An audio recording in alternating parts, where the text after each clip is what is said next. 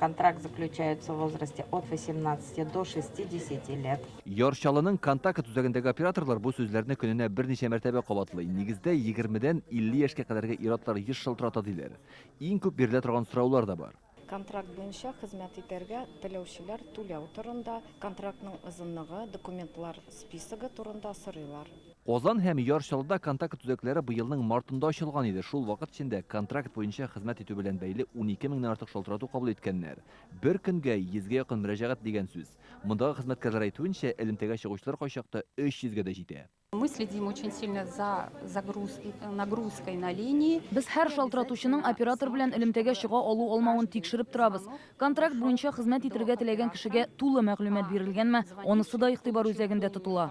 Которую мы необходим. Ир-егетләр генә түгел, хатын-кызлар да контракт буенча хезмәт итәләр. Медицина хезмәткәрләре буларак СВО зонасына барырга теләүчеләр шактый. Мы осуществляем первичную консультацию. Без аларга барсын да аңлатабыз, кандидатларның ничә яшьтә булуын сораштырабыз, барлык документларын карыйбыз.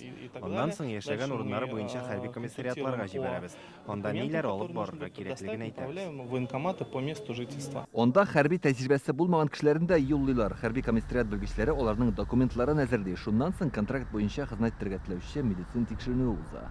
Яршалыдан Илдар Сафиуллин, Гөлнар Минханова, Александр Дахарчев, Яңа Гасыр каналы.